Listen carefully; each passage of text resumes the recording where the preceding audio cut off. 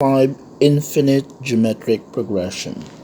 So in 7.4 we have learned that there are two formulas to get the sum of the geometric progression. The first one was, we said, is a times 1 minus r to the n over 1 minus r.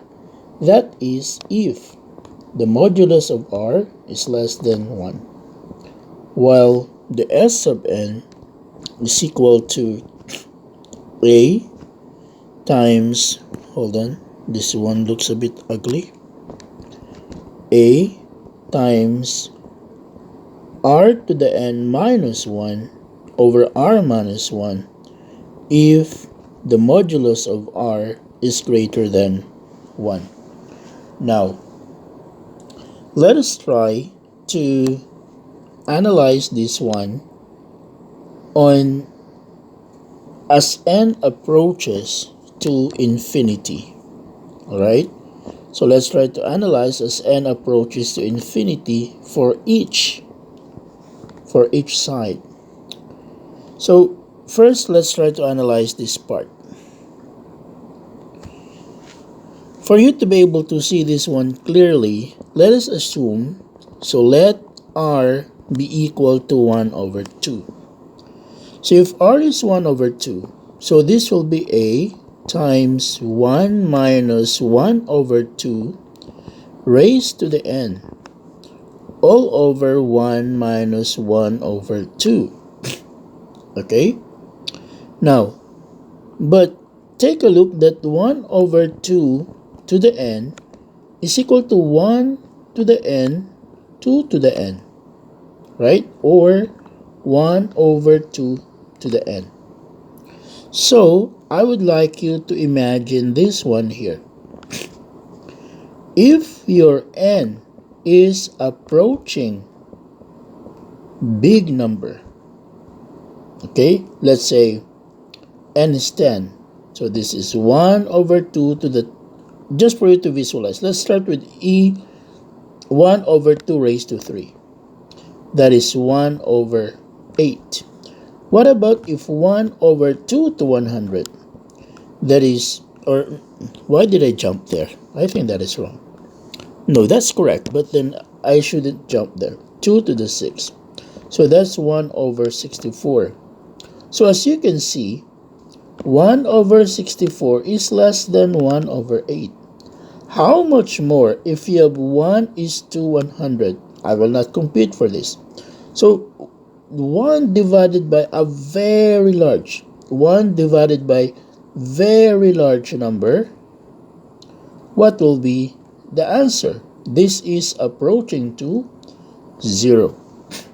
So therefore, if the r is less than 1, we can say that r to the n, okay, if the r is less than 1, r to the n is approaching 0 if your n is getting bigger and bigger without bound.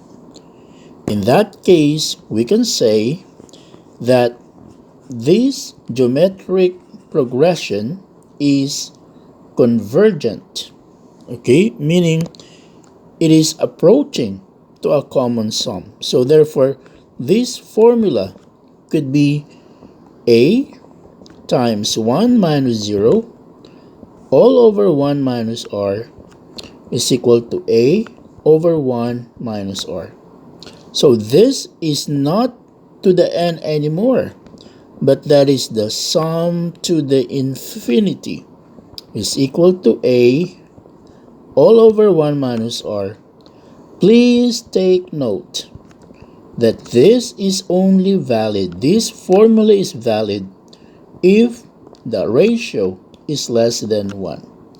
Because if the ratio is less than 1, then we can say that the geometric series, again series because we're talking about the sum, okay, then the geometric series is convergent, or the geometric series converges. meaning approaching, or I don't like to use so technical words, meaning the sum exists. Sum exists. Okay? So that's the meaning of that. Now, let's try to analyze this second formula. Okay? I think I will rewrite that one here. So the sum of n is equal to a times r to the n minus 1 over r minus 1 if the case where r is greater than, not 0 but 1, greater than 1.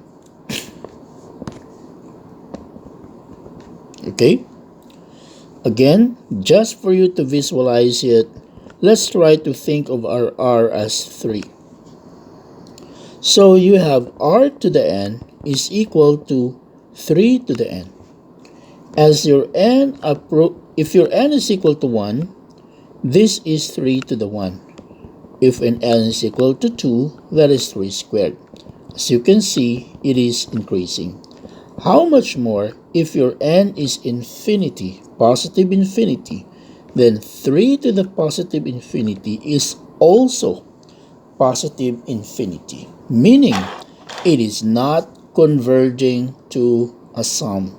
It is not convergent. It is not converging.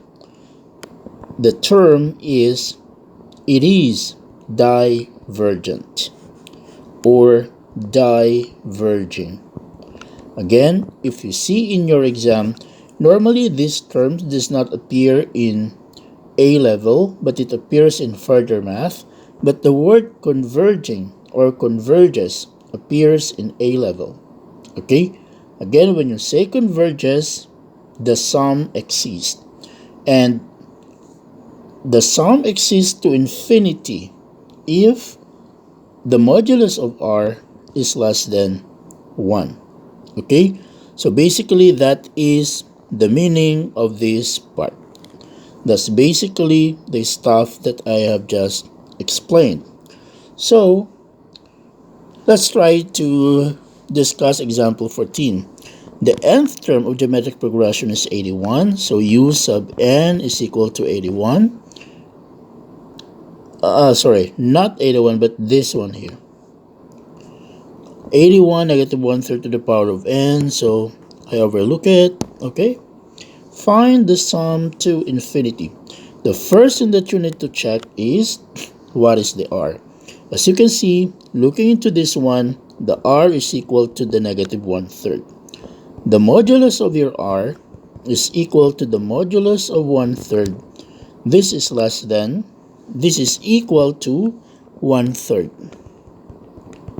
which is less than 1. So therefore, the sum to infinity will converge. Now, that's the reason why we're looking for that sum. What is now the sum? The sum to infinity is equal to a1 minus r. We know the r to be negative 1/3. We do not know the a. How can we get the a? Remember, u sub 1 will happen. U sub 1, which is equal to a, will happen if n is equal to 1.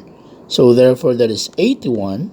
Negative 1/3 to the power of 1 will give you negative 27.